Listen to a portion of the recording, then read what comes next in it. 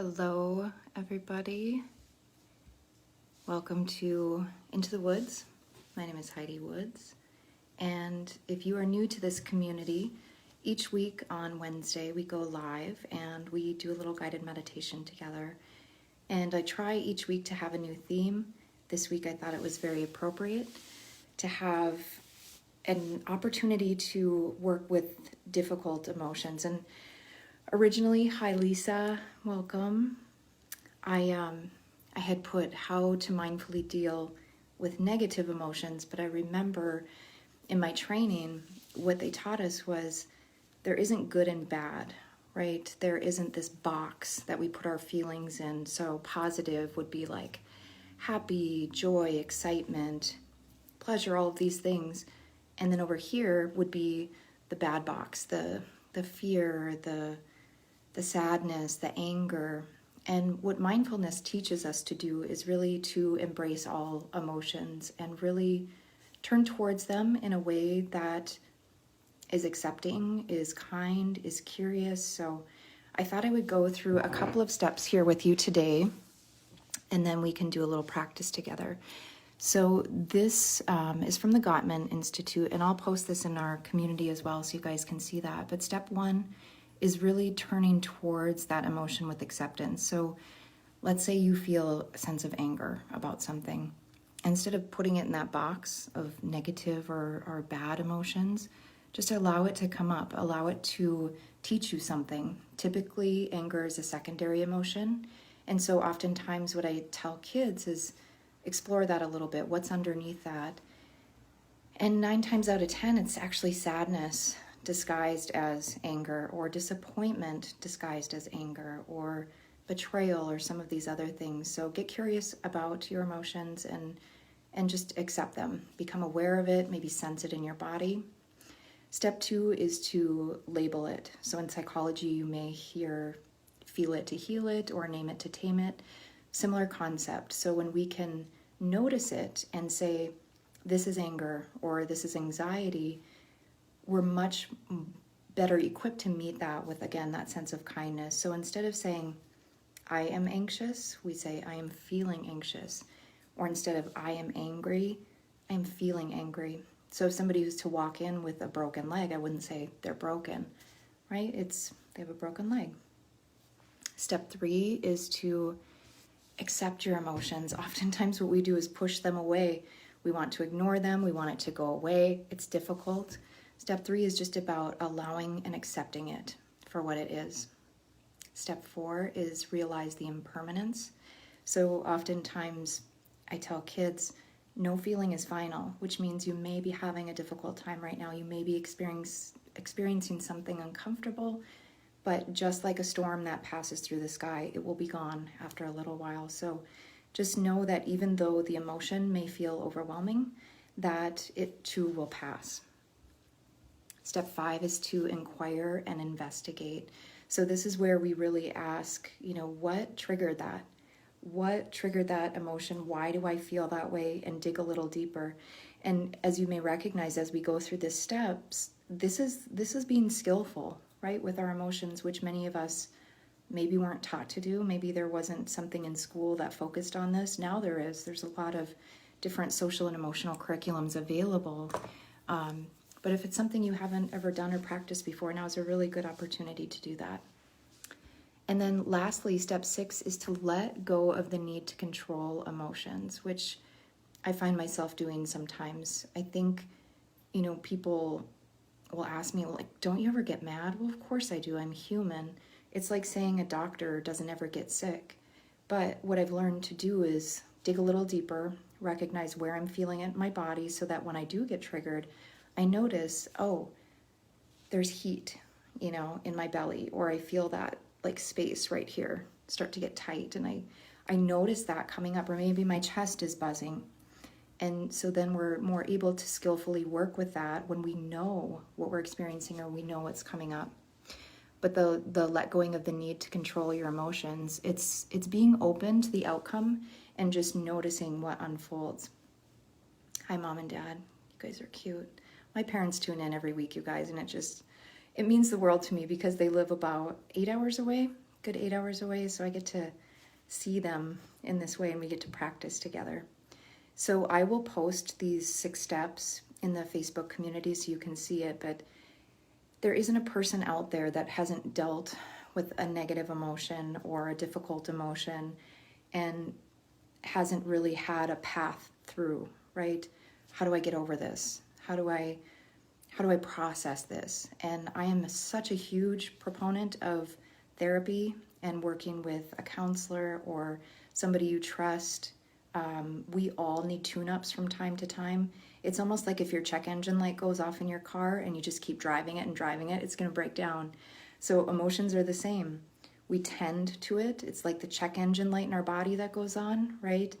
That feeling where we're just overwhelmed or we feel stressed about something. The best thing to do, I think, is just recognize that, like step 6 says, we're not always in control. So maybe there's an action step that comes as a result of that difficult emotion. Maybe it's, I need to call somebody. Maybe it's, I just need space from that, so it's up to you to really decide what to do. But those 6 steps can be really beneficial in helping us process through difficulty. And let's be honest, it's been a really challenging year in a lot of ways, but we can learn to work with that and do it in a skillful way instead of maybe saying something that we regret or getting really charged and then talking to somebody emotionally charged. And, we may say or do something, again, that we regret. So give yourself the grace and the kindness. Remember, mindfulness is being aware of the present moment with kindness and curiosity. That means we stay kind, we stay curious about somebody else's experience, including our own. So even when we do get triggered, be gentle with yourself. Be gentle with yourself. So with that, let's do a practice. A good friend of mine told me to smile more during these Facebook Lives. So there you go, Shanna, if you're watching. But I get into it, and I think this stuff is important. And yeah, I'll smile more. Maybe next week we'll do one on joy. We'll just do a practice on joy and welcome that into our hearts and our minds. So wherever you're at, get comfortable. I'm just seated in front of my computer in a chair that I notice squeaks sometimes when I move too much, so I'm going to stay really still. But just uncross your legs if your legs are crossed, so you can anchor both feet on the floor. It's a really nice way to feel a sense of grounding.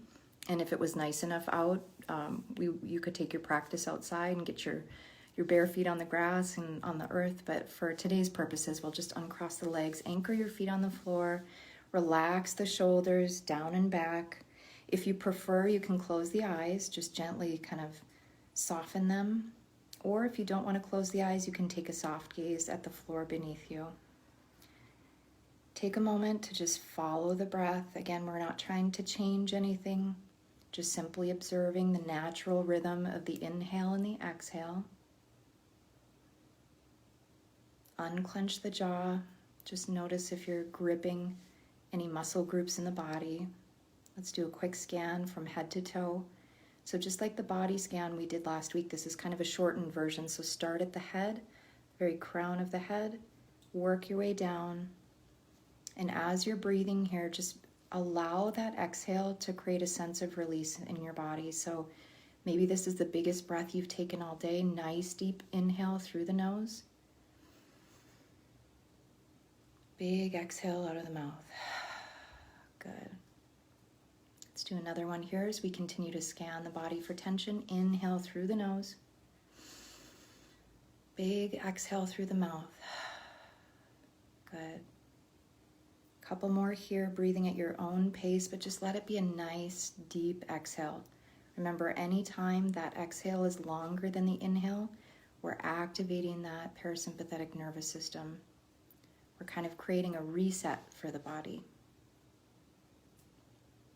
If it's helpful, you can place one hand over your heart, one hand over your belly to really follow that inhale and that exhale. And if you'd like, you can slightly drop the chin towards the chest, staying here for a few more breaths.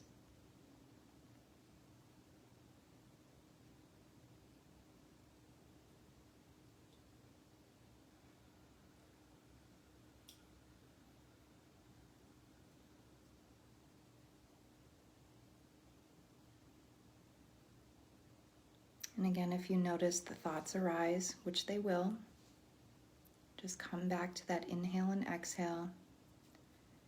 If you're a visual person like me, you can use that imagery of the ocean. So as the waves come into the shore, that's your inhale. As those slowly roll back out, that's your exhale. Or if it's helpful, you can think of an anchor, maybe about 2 inches above the belly button or the navel area. And think about drawing the breath all the way into that area. So think of that as your center. So when you hear people say, find your center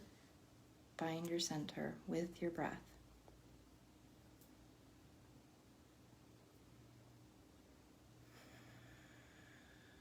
Good, nice audible breath.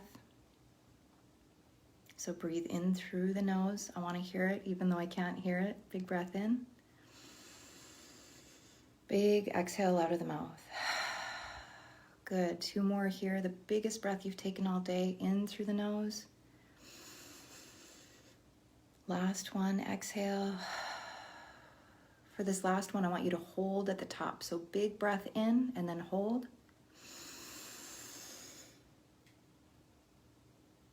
And exhale. Good. Beautiful. Go ahead and flutter the eyes back open. If it's helpful, you can roll the wrists or just create some movement in the toes, maybe wiggle your feet. And let's just take a moment to just kind of outstretch the neck, the shoulders, kind of wake the body back up. So again, we all experience difficult emotions. It's good to deal with those mindfully and just investigate where that's coming from and just notice. But again, being gentle with yourselves, being good to yourselves, and just know that we have to feel it to heal it, right? So don't put a emotion in a box and label it bad. Whatever comes up is there to hopefully teach you something. And I hope that this was beneficial and that it can help you work through that in a more skillful way. So if there's ever anything that you want tips on or you have a topic, go ahead and just put that below. And if this was beneficial to you in any way, feel free to share it or maybe tag a friend. So that is all I have for today. I'm wishing you all well, and I will see you back here next week at 5:30 for our Wellness Wednesday practice. Take care, everybody. Bye-bye.